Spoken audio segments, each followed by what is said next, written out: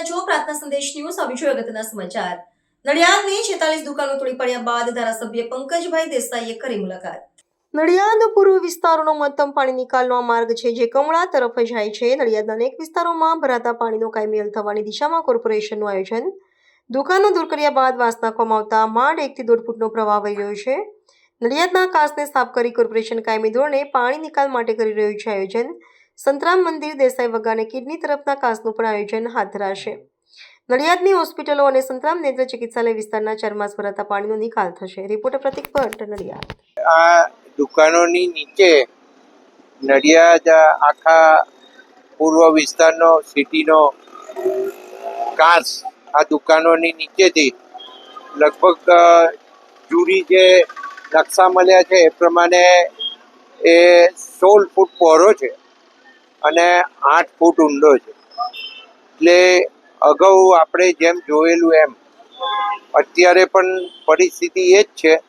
હમણાં અમે ફોટા પાડેલા છે અને વાંસ અંદર કુંડીઓની અંદર નાખ્યા, જે દુકાનોમાં હોલ હતા એની અંદર માત્ર 1 જ ફૂટ પાણી જઈ રહ્યું છે. ઘણી જગ્યાએ 1.5 ફૂટ જઈ રહ્યું. એટલે આખો ઘાસ ચોકઅપ થયો છે.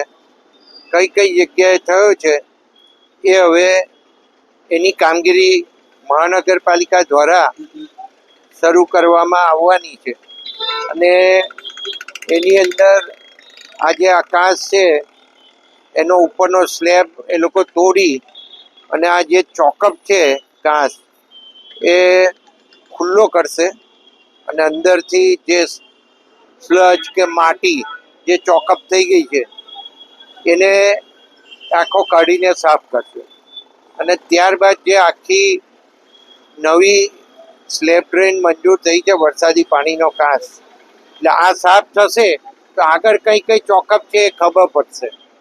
એવું અહીંયા ટેકનિકલ એન્જિનિયરને, કમિશનરશ્રીને બધાનું આપણા બધાનું માનવું છે અને સ્વાભાવિક છે કે આ 2 ચોમાસા છેલ્લા ગયા જ છે અને આપણે નડિયાદની પ્રજા બૂમો પાડતી આવી જ છે.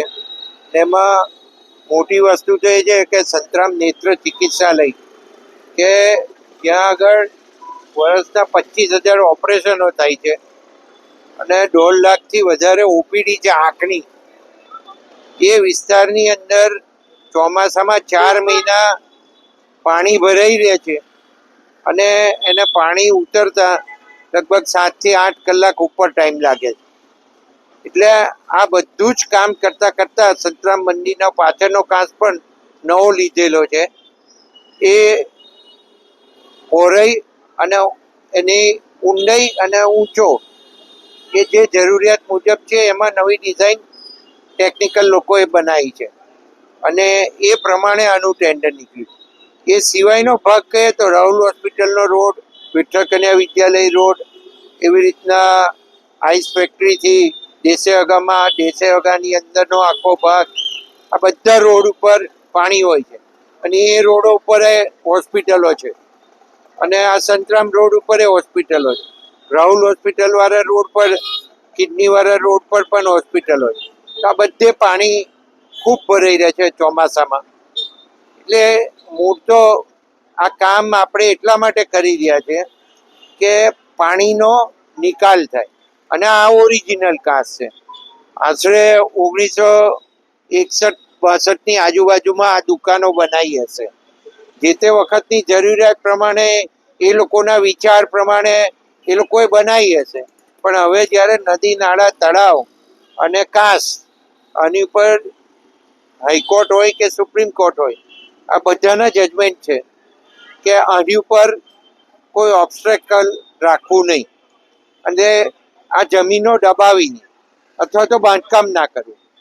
તો આને આપણે સાફ કરવો એટલા માટે જરૂરી છે કે આ કાચ જે છે એ આખો પૂર્વ ભાગ તો આમાં પાણી આવે જ છે અને આ નડિયાદ થઈ અને કમરા કાચ જાય છે. પ્રાર્થના સંદેશ ન્યૂઝની તમામ લેટેસ્ટ અપડેટ્સ માટે ચેનલને હમણાં જ લાઈક, શેર અને સબસ્ક્રાઇબ કરો.